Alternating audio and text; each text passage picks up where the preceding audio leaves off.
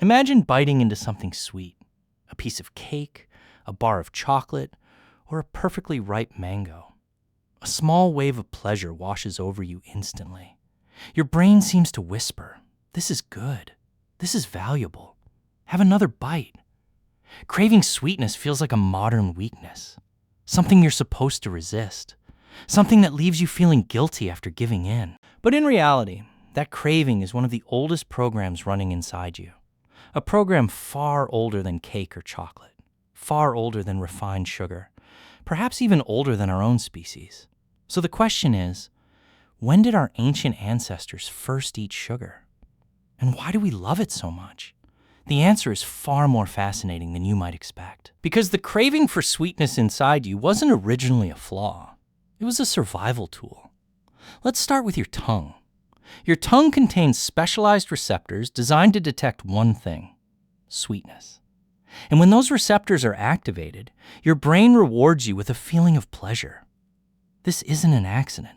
It's the product of millions of years of evolution. And to understand why, we first have to ask, what does sweetness actually mean? In nature, sweetness almost always means one thing: sugar. And sugar means energy. For every living creature, energy is everything. Every step you take, every heartbeat, every thought you have requires fuel. And sugar is one of the fastest and purest sources of energy your body can find. So when our ancestors tasted something sweet, their tongues were essentially sending a message to the brain: there's energy here. Eat it. This will help you survive. And where was sweetness most commonly found in the wild? Fruit.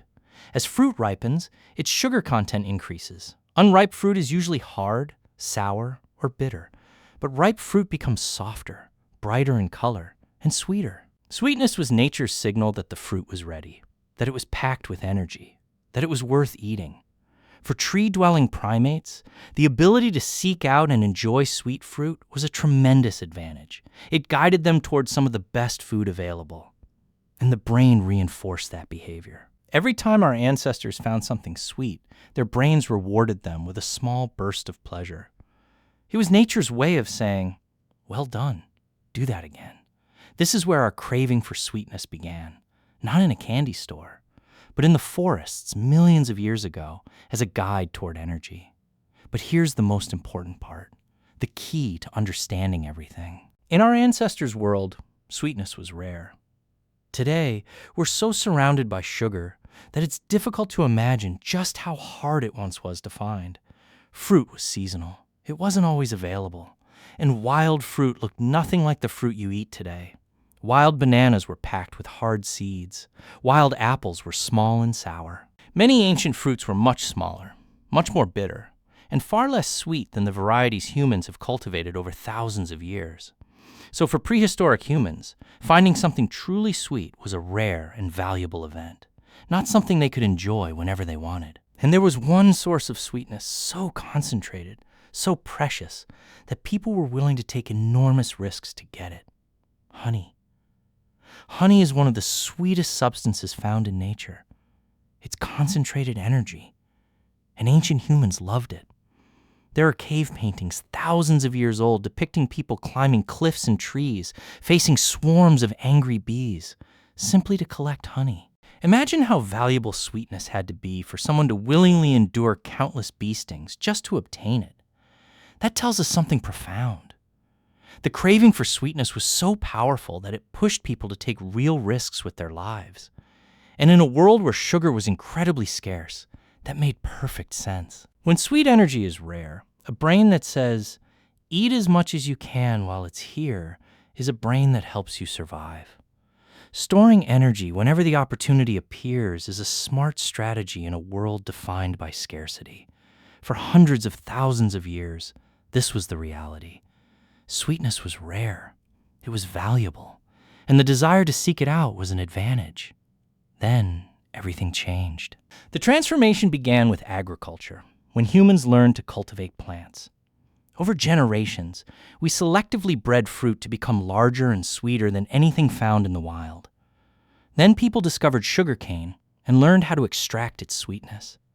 For the first time, humans could produce sugar instead of merely finding it. At first, sugar remained a luxury. For centuries, it was so expensive that only the wealthy could afford it. It was treated almost like a treasure, sometimes called white gold. But then, in what is a remarkably short period on the scale of history, everything changed again. Sugar production exploded. It became cheap. It became abundant. And today, we live in a world that would have seemed unimaginable to our ancient ancestors. A world where sweetness is everywhere. Sugar is no longer rare. It's in nearly every grocery store. It's found in countless processed foods. It's added to drinks, bread, sauces, even foods we don't think of as sweet. For the first time in our species' history, sweet energy is no longer something we have to search for. It flows endlessly around us, in quantities far greater than we could ever need. And that's where the problem begins. Our bodies are still running that ancient program, the one that says, sweetness is rare and valuable.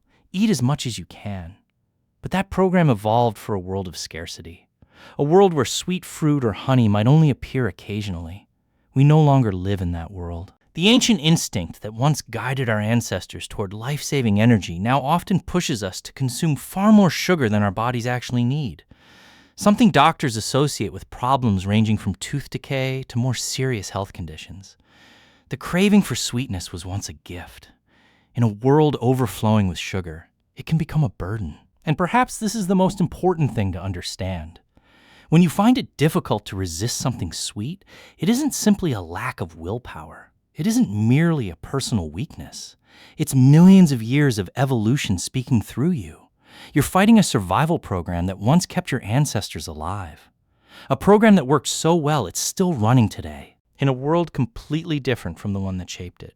So when did our ancient ancestors first eat sugar?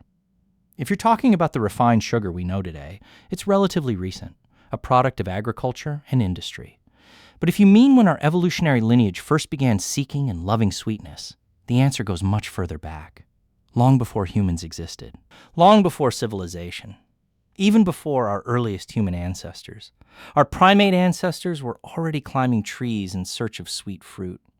The sweetness on your tongue is an echo of that distant past, an ancient guide pointing toward energy, born in a world where energy was incredibly difficult to find.